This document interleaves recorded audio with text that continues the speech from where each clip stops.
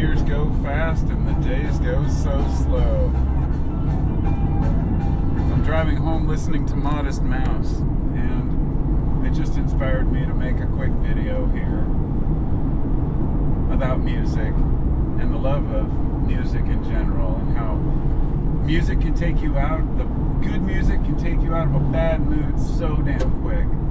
I'm not in a bad mood, but I'm actually in a pretty good mood today, which means the good music will put me in an even better mood. Oh my god, I just entered a school zone. I better go 20. So I've been a big music fan since as long as I can remember, and as a kid I was introduced to many different bands through my parents listening to the radio, but that was my first exposure. And then I remembered a Tears for Fears cassette in one of my stockings. It was like the first cassette tape I ever got. And then the next year my dad got me Dire Straits, Brothers in Arms. And to this day I have a deep love for that album. I love Dire Straits in general, but you know, it takes me back to a very specific time. And I gotta say, that's what music can do for us. It can take us back to a time when we were having a very specific moment with some very specific people. And sometimes I can listen to a song I haven't heard in 20 years and instantly takes me back to right where I was before. But that's the nostalgia side of music. There's also the building nostalgia side, which is if you go somewhere and you're out with friends, especially if you're doing something new or unique, pick an album and rock out with it, you know, and that album might end up being your, you know, this little mental note that takes you back to that moment. And you know, it's especially prominent with kids because you can remember growing up and hearing certain songs, and I know it's that way with my kids. And we listened to a lot of Modest Mouse when my son was young, and my oldest son, who is going to turn 30 next month, so you know, he's not a kid anymore, but he's a musician now, and he plays in a band with his girlfriend, and they're really good, and he loves music. He's, you know, I grew up listening to him play guitar, and he pretty much just played AC/DC all day long. That was his thing. That's how he learned, you know. He was into the rock.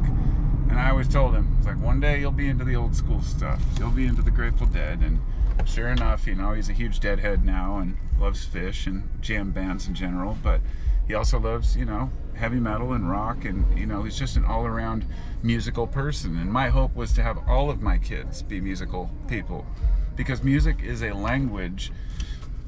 As I heard someone state, the music and art pick up where language leaves off.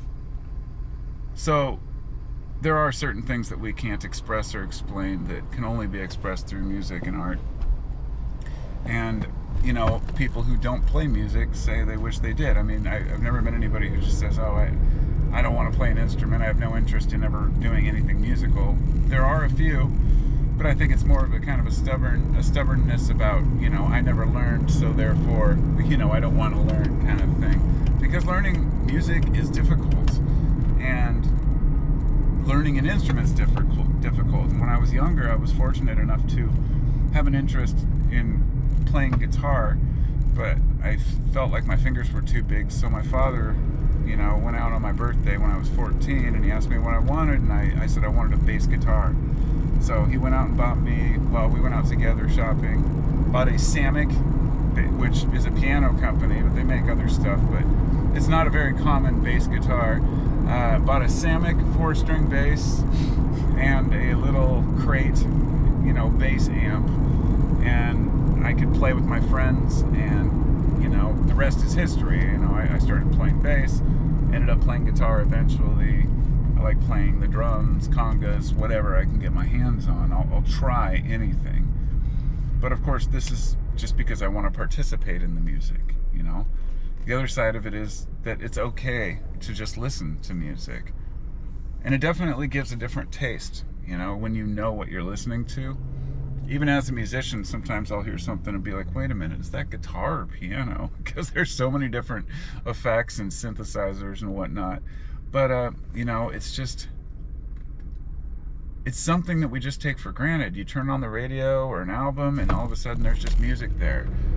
But sometimes people, we rarely question, what exactly is this? Like, what am I listening to? All these different sounds thrown together, these little pops and claps and bumps, that are added with these wee, wee, wee, and these whistles and these high notes, and all of a sudden it becomes something amazing, something that makes you move, something that makes your body move and makes your heart sing and leap.